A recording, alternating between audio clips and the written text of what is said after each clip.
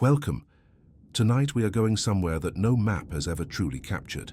Not a distant planet, not a hidden valley behind a mountain range, not some forgotten jungle on the edge of an old explorer's chart.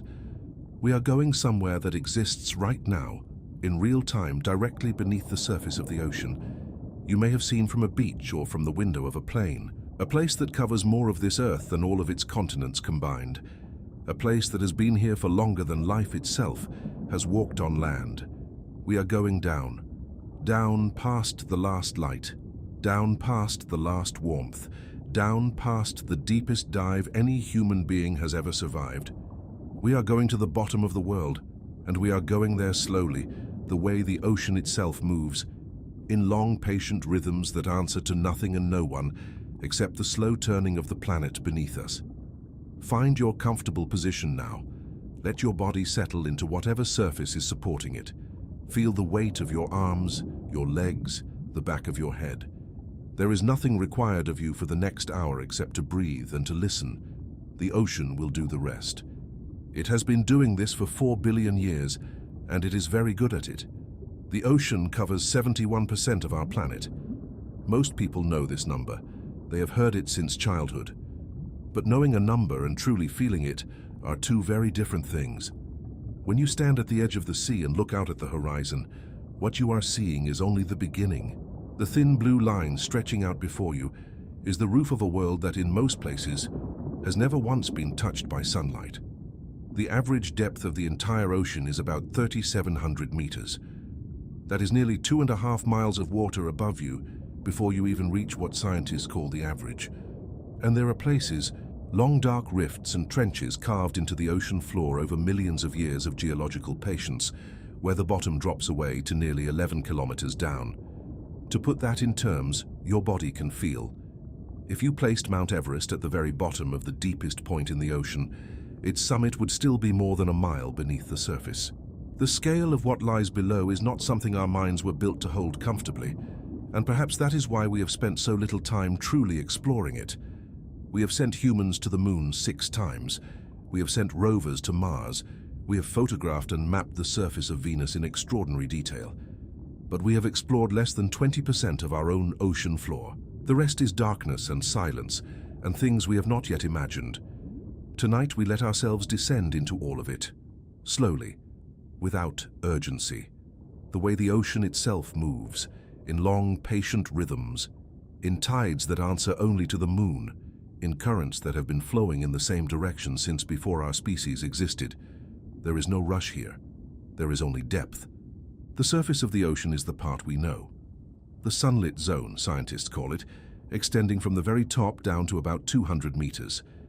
Here, light still filters through in long, slow columns, pale green or pale blue depending on how deep you are and how clear the water is, and life is abundant beyond almost any other place on Earth. This is the world of dolphins spinning in the bow waves of ships, of flying fish launching themselves through the air to escape what hunts them below, of massive blue whales opening their jaws in long, slow arcs to filter millions of tiny crustaceans from the water in a single, unhurried pass.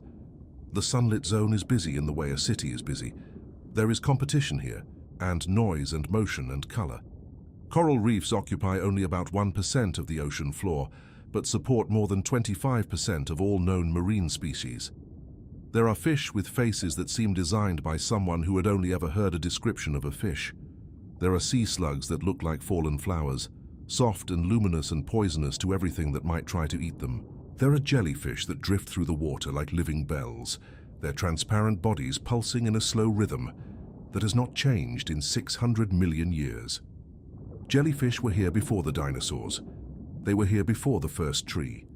They will likely be here long after us, drifting through whatever ocean remains when we are gone, completely indifferent to our absence, as they were completely indifferent to our presence. The sunlit ocean is also, despite its apparent chaos, one of the most precisely organized systems in nature.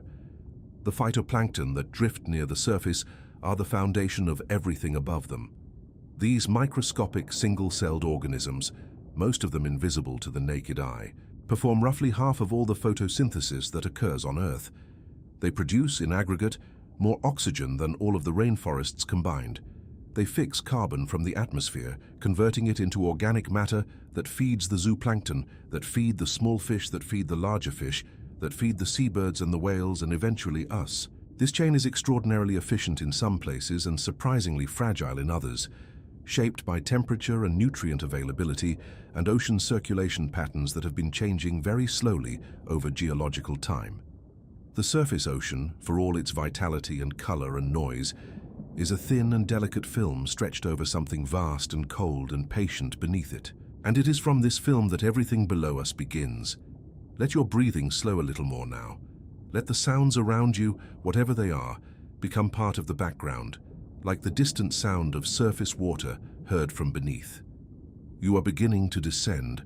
The light above you is still visible, still bright, but you are moving away from it, and slowly. The warmth and the noise of the surface world are beginning to recede. Below 200 meters, the light begins to fail. Not all at once. It fades gradually, the way the sky fades in the long minutes after sunset, when blue deepens and deepens until you can no longer call it blue. This region, between about 200 meters and 1,000 meters deep, is called the twilight zone, the mesopelagic. Here there is still just enough light during the day that creatures can detect the faint glow from above, but not enough for any photosynthesis to occur. No plants grow here, no algae. The energy that fuels life in the twilight zone comes from above, from the constant slow drift of organic matter falling down from the sunlit world. Dead plankton, discarded shells, fish scales, the fecal pellets of creatures from higher up, all of it drifting downward in a slow, almost imperceptible snowfall that scientists have named, with quiet poetry, marine snow. It has been falling every day, in every ocean, for as long as the ocean has existed. It is the connective tissue between the world of light and the world of dark, the single thin thread that keeps the deep from being entirely cut off from the life above. The twilight zone is home to one of the ocean's most remarkable daily rituals, one of the most dramatic events in nature that most people have never heard of: the Deal vertical migration. Every evening as darkness falls on the surface far above, hundreds of millions of creatures begin to rise. Lantern fish, small and silver, with rows of bioluminescent organs along their sides that glow like portholes on tiny ships, swim upward through the dark water toward the surface. Krill, in numbers so vast they can be detected from orbit in polar waters, rise in their billions. Copepods, creatures barely visible to the naked eye, ascend by the trillions. They come up to feed on the plankton bloom near the surface during the protective cover of darkness. And then, before dawn, they descend again, retreating back into the safety of depth before the light returns and brings with it the predators that rely on vision to hunt. This migration is the largest coordinated animal movement on Earth, happening every single night, in every ocean, without rest, without pause, in a cycle so ancient and reliable that it has shaped the evolution of almost every creature in the sea that eats anything at all. The whales above follow it, diving deeper in the day when their prey has retreated into the dark, rising again at night when the prey rises. The tuna and the swordfish and the dolphins organize their hunts around the same rhythm. The pattern of light and dark, surface and depth, hunger and safety has been running as an unbroken clock for hundreds of millions of years, long before anything on land was complex enough to notice it. Below 1,000 meters, the last traces of sunlight disappear entirely. You have entered the midnight zone, the bathypelagic. Here, the water temperature drops to just a few degrees above freezing and stays that way for thousands of meters in every direction. The pressure at this depth is already more than 100 times the pressure at the surface, enough to compress the air in your lungs to a tiny fraction of their normal volume, enough to crumple unprotected machinery the way a hand crushes an empty paper cup. But life has not surrendered here. It has transformed. The creatures of the midnight zone are perhaps the strangest living things on our planet, not because evolution in the deep has been cruel to them, but because it has been extraordinarily creative. Working in conditions that never change, in a darkness that is absolute and perpetual, in cold that is constant and unrelenting, evolution has had hundreds of millions of uninterrupted years to experiment in the same laboratory, and it has arrived at forms and strategies that seem to belong to a completely different rulebook, than the one that governs life on land or in shallow water. Here in the perpetual dark, light is no longer ambient, it is manufactured. Bioluminescence is not a curiosity in the midnight zone. It is the primary language, the medium through which almost all communication, predation and reproduction occurs. Estimates suggest that between 76 and 80% of all animals in the deep ocean produce their own light in some form. Think about what that means for a moment. If you could somehow stand suspended in the midnight zone and look in every direction, you would not be in darkness at all.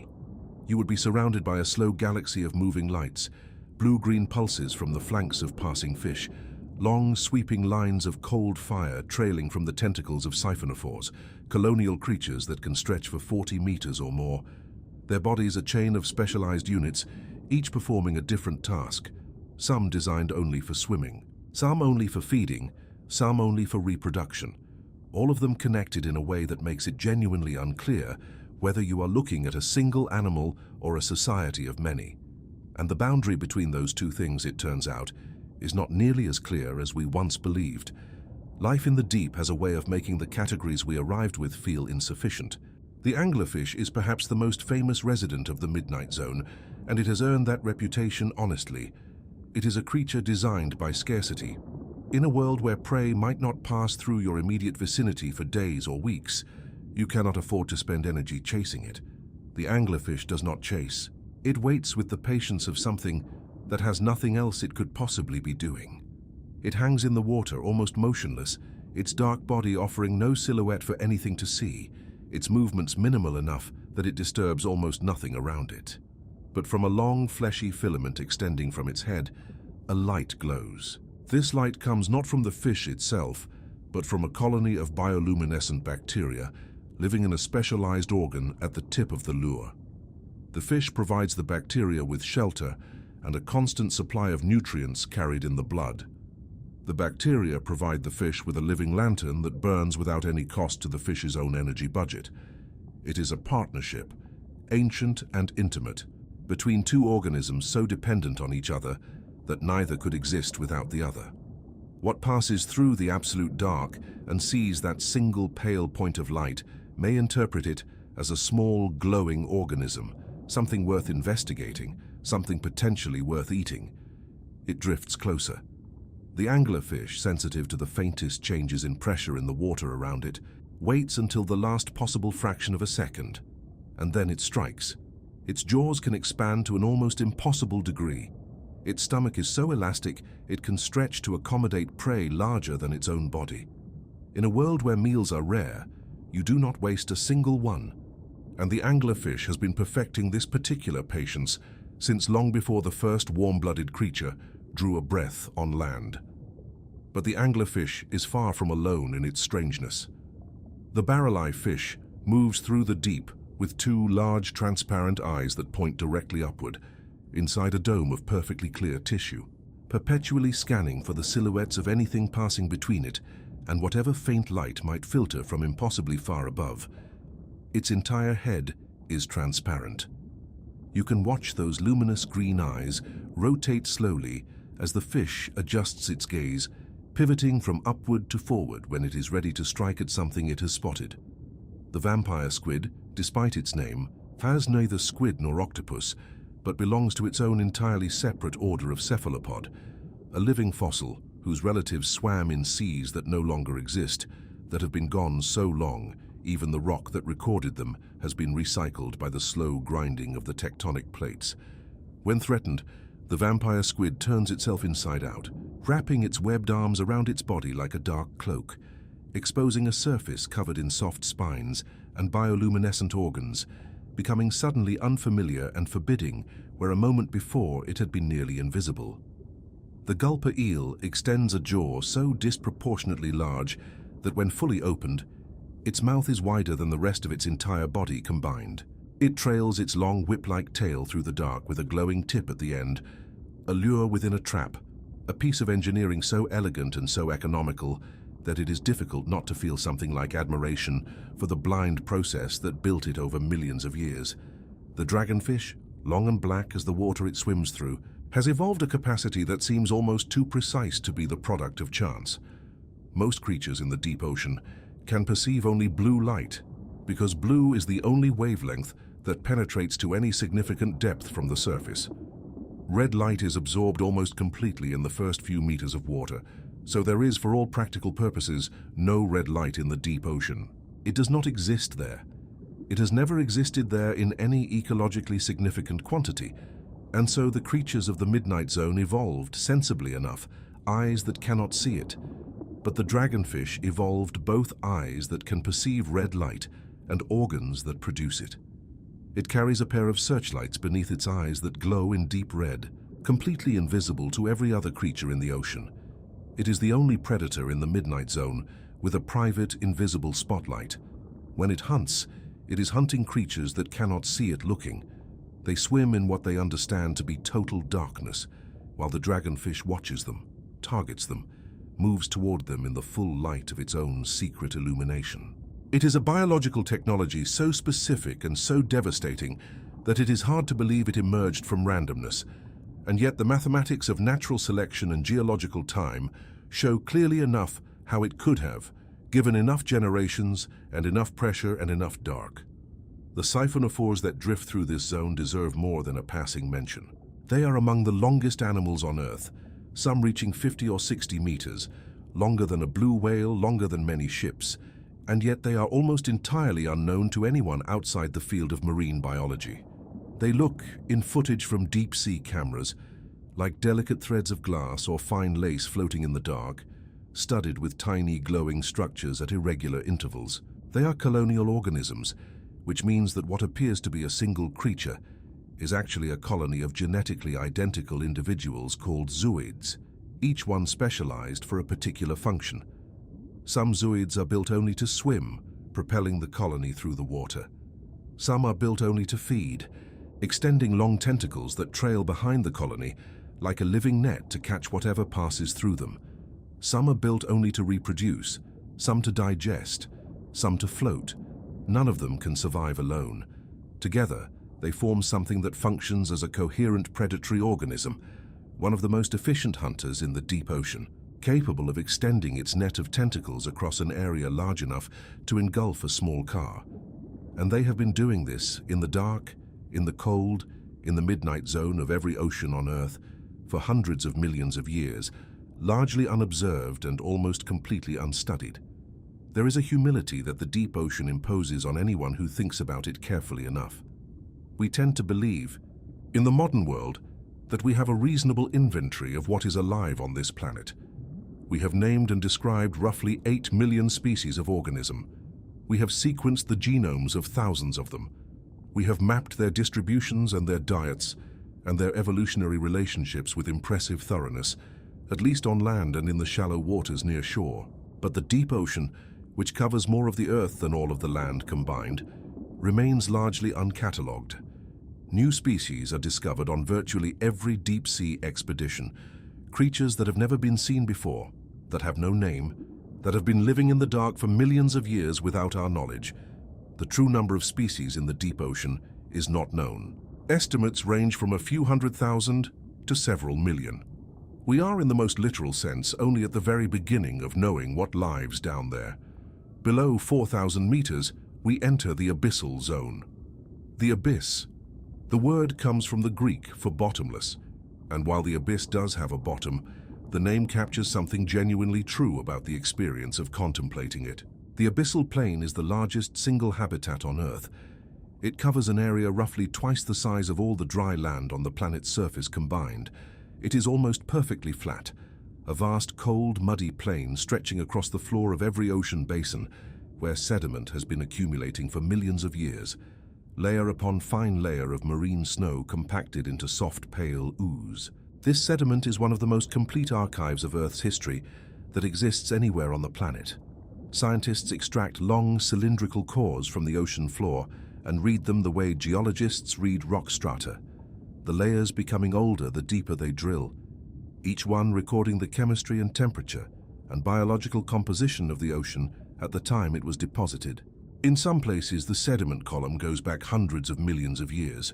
Somewhere in those layers, at a specific depth that corresponds to 66 million years ago, There is a thin band of iridium-rich clay, the fingerprint of the asteroid impact that ended the Cretaceous, that killed the non-avian dinosaurs, and 3/4 of all species on Earth. The ocean floor has been keeping notes on everything that has happened on this planet since before the first flowering plant. It is the longest continuous record of life and catastrophe that exists anywhere. Life on the abyssal plane is sparse, but it is present, quietly remarkable in its patience and its ingenuity. The marine snow that reaches this depth has already been filtered and consumed by the creatures of the zones above, each layer taking its share.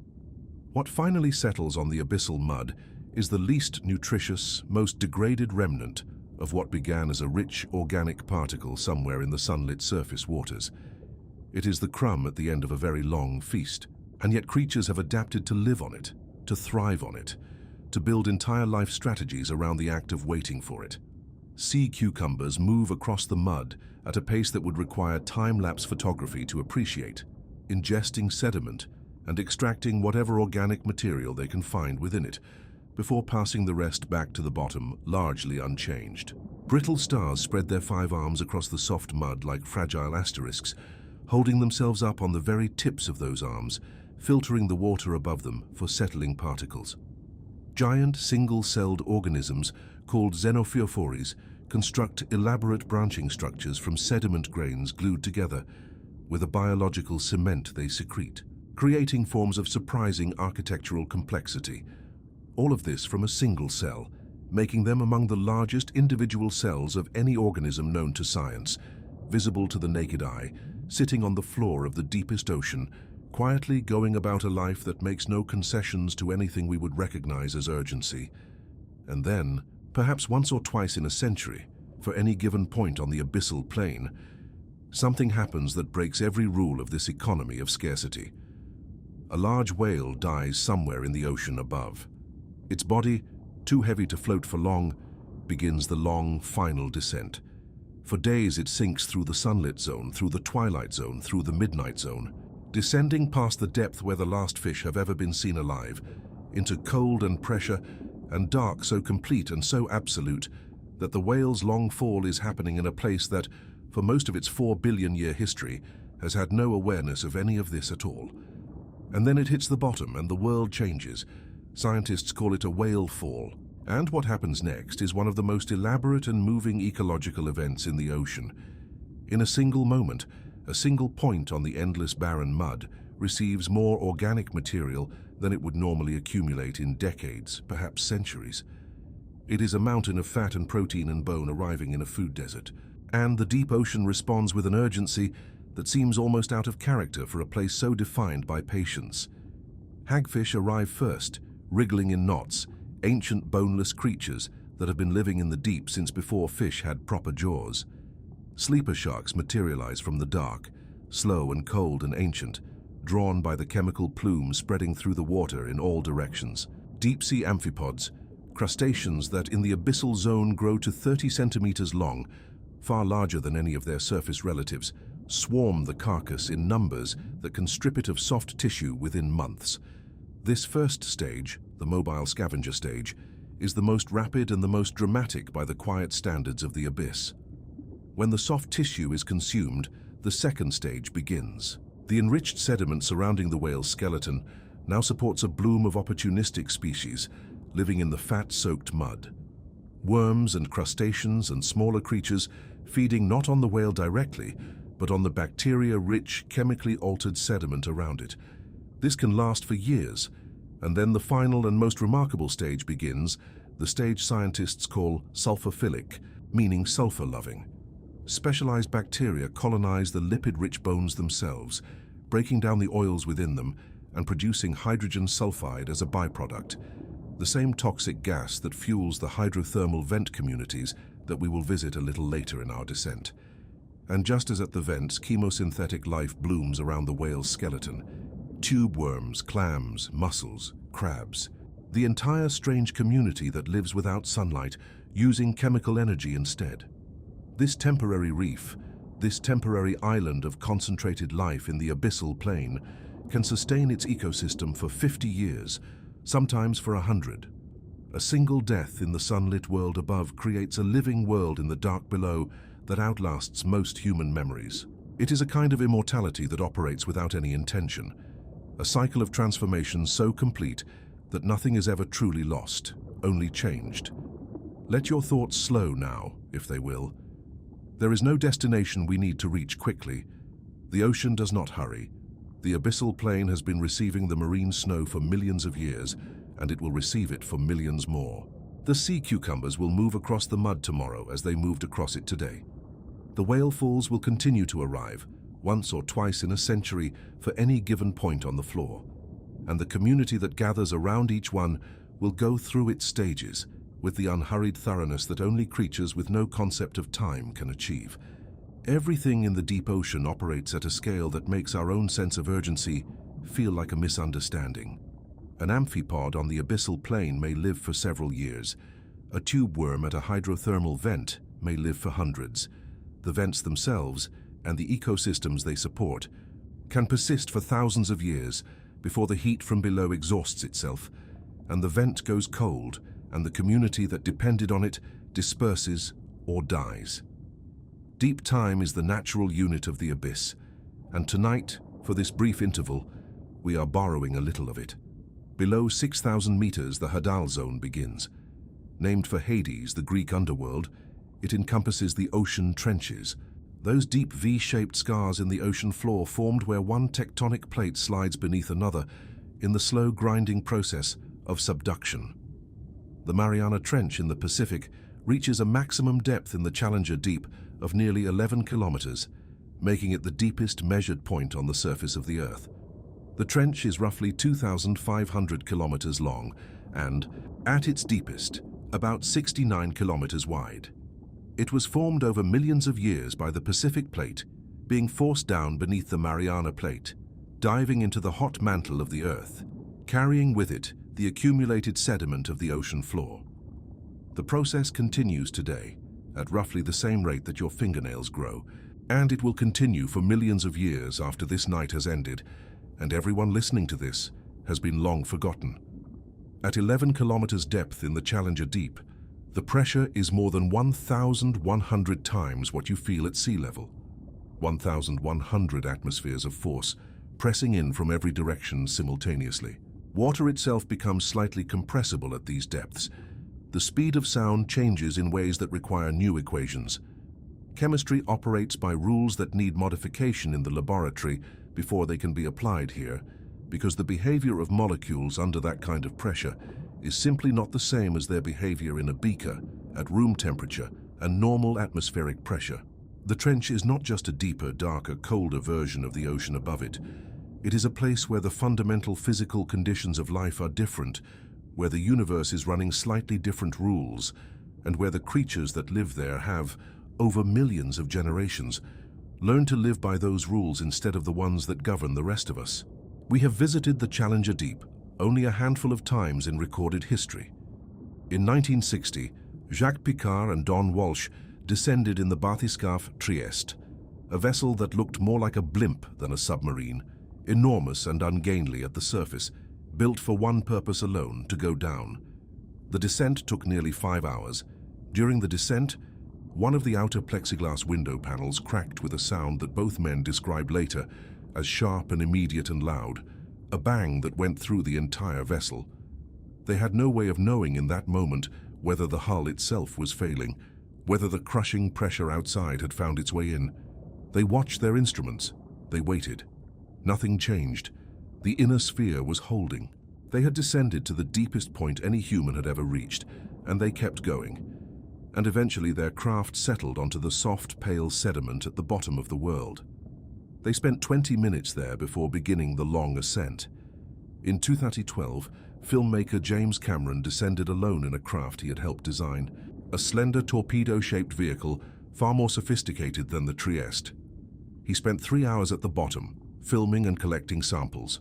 And in 2019, explorer Victor Vescovo descended in a mission that reached a depth slightly greater than any previous measurement, confirming the Challenger Deep as the deepest point accessible on our planet. What they all found at the bottom was both what you might expect and what you might not. The pale sediment, the flat plain of fine silt, the cold and the dark and the stillness. But also, unexpectedly, life. Life not just present, but abundant in its own way, operating by the rules of the Hadal Zone, which are different from the rules everywhere else. Snailfish, small and translucent and pale as something that has never known color, drift through the Hadal Zone in small loose groups, feeding on the amphipods that swarm the bottom in such numbers that they can carpet the inside of a baited trap lowered from a ship miles above. These fish are the deepest living vertebrates ever recorded. Their cells contain high concentrations of a stabilizing molecule called trimethylamine N-oxide, which prevents the crushing pressure from distorting the proteins their metabolism depends on, from bending the molecular machinery of life out of the shapes it needs to maintain to function. They are not surviving in these conditions in spite of the pressure. They are built for the pressure. The pressure is their home. And if you were to bring one of these fish to the surface, it would not survive. Without the immense pressure holding its cellular structures in their proper configuration, the snailfish would simply begin to fall apart. It is a creature for whom our world is as lethal as its world would be for us. We are each, in our own environments, perfectly adapted and perfectly fragile. The Hadal Zone was not always believed to contain life at all. Before the mid-20th century, many marine biologists assumed that the deepest trenches were biologically sterile. The pressure seemed too great. The cold seemed too complete. The isolation from any food source seemed too severe. But life had been there all along, going about its business in the dark, completely indifferent to what the scientists on the surface had assumed about it. The lesson the Hadal Zone teaches is one that the deep ocean teaches over and over again in different registers. Our predictions about where life can exist consistently and significantly underestimate life's capacity to find a way. Life is not a delicate phenomenon. It is one of the most stubborn, adaptive, and persistent processes the universe has yet produced. Given enough time and the right basic ingredients, it finds the way. It always finds the way. There are places in the Hadal Zone and in the abyssal zone above it, where the Earth's own interior heat leaks out through thin spots in the ocean crust and creates something extraordinary in the cold, dark water. The hydrothermal vents, the black smokers, were discovered in 1977 when researchers lowered cameras to the floor of the Galapagos Rift and found what no one was prepared for. In a world where life was supposed to depend entirely on sunlight, where the deep ocean floor was considered a cold biological desert, the cameras revealed an oasis. Giant tube worms, white-bodied and red-plumed, swaying in the warm water rising from cracks in the seafloor. Crabs moving between them. Clams in dense colonies. Shrimp clustered so tightly around the chimney structures that they seemed to be boiling in the shimmering water. An entire ecosystem, rich and complex and depending on nothing from the surface above it. The energy driving all of it came not from the sun, but from the Earth itself, from the heat of the planet's interior, leaking outward through thin spots in the oceanic crust, superheating seawater that had seeped down through cracks in the rock until it reached temperatures of 300 or 400 degrees Celsius, then shooting back up loaded with dissolved minerals, blasting out of chimney-like structures on the seafloor. And when that superheated acidic fluid hit the near-freezing ambient water of the deep ocean, the minerals precipitated instantly in billowing clouds of fine dark particles that looked exactly like black smoke. The black smokers. Pillars of darkness rising from the ocean floor in a place that had never seen the sun. The discovery proved something that changed the way we understand life at a fundamental level. Life did not need the sun. Given the right combination of chemical energy and liquid water, life could build itself in complete darkness, under enormous pressure, in conditions that would be lethal to any surface organism within seconds. The tube worms around the black smokers have no mouth, no stomach, no digestive system in any conventional sense. Their bodies are packed with specialized bacteria that perform chemosynthesis, converting the hydrogen sulfide from the vent fluid into organic carbon compounds, the way plants on the surface convert carbon dioxide using sunlight. The worms feed these bacteria, providing them with the raw materials they need. The bacteria feed the worms. It is a partnership so intimate and so ancient that neither organism can survive without the other. They have become, over millions of years, a single thing that breathes fire. This discovery proved that life's requirements were far more flexible than anyone had imagined, and in doing so, it changed not just our understanding of our own planet, but our understanding of where life might exist in the universe. Jupiter's moon Europa has a global ocean of liquid water beneath its shell of ice, kept liquid not by the warmth of the sun, which barely reaches Jupiter's orbit, but by the gravitational tidal forces of Jupiter's immense gravity, constantly flexing Europa's rocky interior and generating heat from friction. At the bottom of Europa's ocean, there are almost certainly hydrothermal vents. Saturn's moon Enceladus is venting water vapor and organic molecules and hydrogen from its interior into space right now, at this moment, actively, continuously. The plumes visible to spacecraft cameras from thousands of kilometers away. The water from Enceladus is salty and warm, and chemically similar to the water around our own hydrothermal vents. If life began in the dark around a hydrothermal vent on the floor of our own ocean, then the conditions for life to begin exist in the subsurface oceans of these distant moons. We are studying the deep ocean not only to understand our world, but to prepare ourselves to recognize life when we finally find it on other ones. There is something else at the Black Smokers that touches the deepest question biology has ever tried to answer. The hydrothermal vent hypothesis for the origin of life proposes that life did not begin in the famous warm little pond that Darwin imagined, bathed in sunlight and sparked by lightning. Life began in the dark, in the microscopic pores of vent chimney rock, where the chemical gradient between the hot acidic fluid from the Earth's interior and the cooler alkaline water of the deep ocean created a natural electrochemical energy source. The same kind of gradient that proton pumps in every living cell on Earth still use today to generate the molecular currency of metabolism.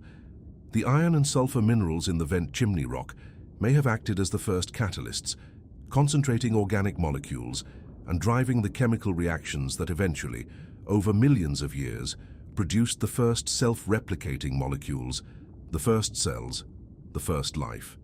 If this theory is correct, then the deep ocean is not just where strange life exists today, it is where all life began. Every organism that has ever lived on this planet, every bacterium and fern and fish and human being, traces its ancestry back to a hot, dark, porous rock at the bottom of an ancient sea, where chemistry and geology conspired to produce something that had never existed before and would never stop existing after. The researchers who study these environments describe the experience of reviewing footage from deep-sea cameras as something like watching another planet in real time. The creatures do not move the way surface creatures move. They do not operate on surface timescales. A giant isopod settling on a piece of bait on the abyssal floor and feeding without any apparent hurry for hours, while the camera watches, is operating in a different relationship to time than almost anything that lives in the air. The deep ocean is not slow because it is simple. It is slow because everything in it has been shaped by conditions where speed costs too much, where food is so scarce and the cost of movement so metabolically significant that the best strategy is almost always to do less, to wait longer, to be more patient than anything in the sunlit world can afford to be. This is not a limitation of the deep. It is one of its most elegant and most hard-won adaptations. The deep ocean has been learning patience for 4 billion years, and it has become very, very good at it. There is perhaps no better teacher of stillness in the natural world. There is something quiet and steadying in that knowledge, if you let yourself sit with it for a moment.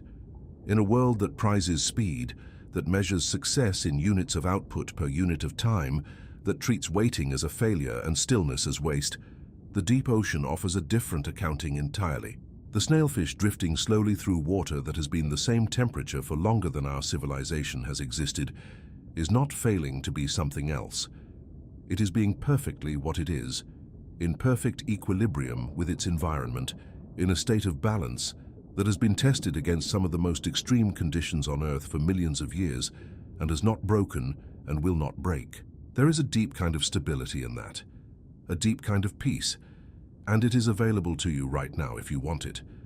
Not the pressure, not the cold, not the dark, but the quality underneath all of those things.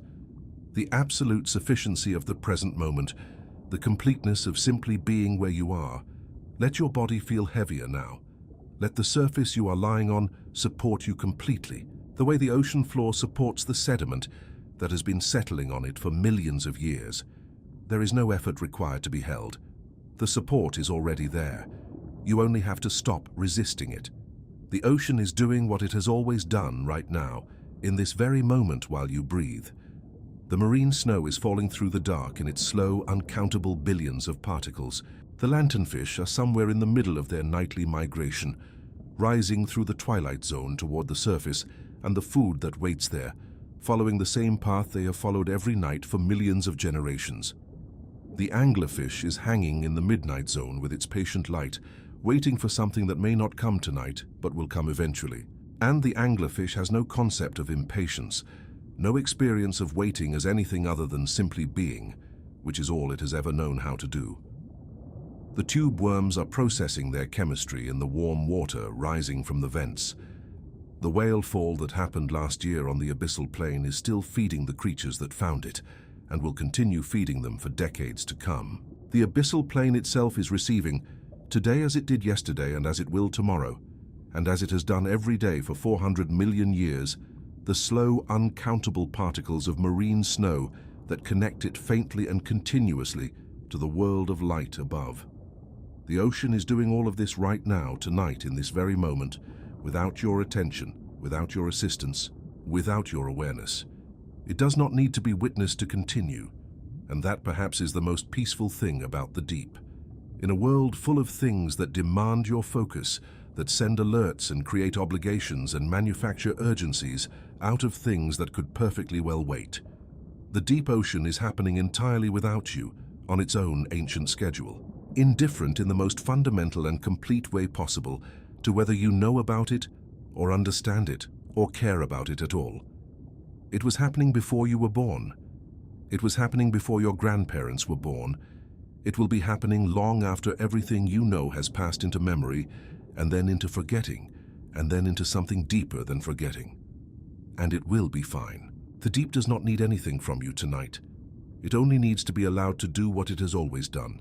The ocean has kept its own records. In the sediment at the bottom of the sea, in those long, patient layers of compressed marine snow, it has recorded every mass extinction, every change in the climate, every shift in the chemistry of the atmosphere that has occurred in the last several 100 million years.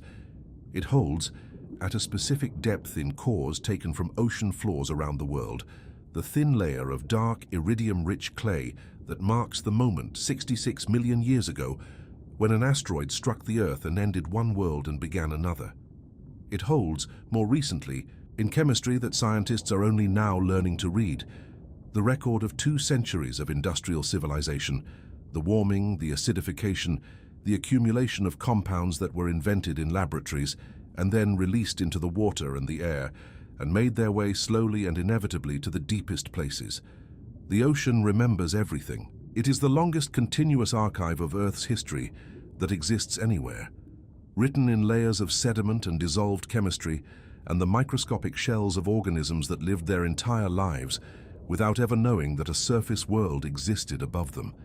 And within that archive, life has been writing its own parallel record. The evolution of the snailfish, from some shallow water ancestor, that wandered too far down and found, to its descendants' great advantage, that the pressure could be survived, and then learned, and then inhabited.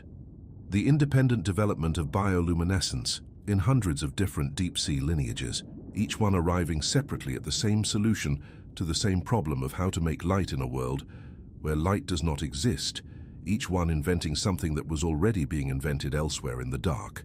Because when a problem exists in nature, and enough time passes, nature finds the answer. The development of the whaleful community, the series of organisms that have evolved specifically to consume a whale carcass in a specific order over a specific set of timescales, a process so elaborate and so specialized that it implies this has been happening regularly enough and for long enough that creatures have had time to evolve entire life strategies around it. The deep ocean is not separate from the story of life on Earth. It may be the beginning of that story. And it is certainly one of the places where that story is still being written, in the dark, in the cold, in the patient geological silence of the abyss. So let it remain, for now, as it is, vast and dark and cold and full of creatures that glow, full of creatures that wait, full of creatures that are held together by the very pressure that would instantly destroy anything brought there from the sunlit world, full of sounds that travel thousands of kilometers along the deep sound channel and arrive eventually at a sensor, translated into data that a scientist stares at for months before she understands what she has been hearing, full of snow that has been falling since before your grandparents were born and will be falling long after your grandchildren are gone, full of bones from whales that died a century ago and are still, slowly, patiently, feeding the life that gathered around them and will not leave until there is nothing left to gather around, full of the chemistry of the planet's own interior, leaking out through thin places in the crust in hot, dark plumes, sustaining life that does not know the sun exists and would not need it even if it did. The deep ocean is the world's memory, and it is also its oldest living thing. Not any single creature within it, but the ocean itself, the system, the slow interconnected cycling of water and chemistry and life and sediment that has been running without interruption since the first water condensed on the surface of this young planet more than 4 billion years ago. The ocean predates the continents in anything like their current shape.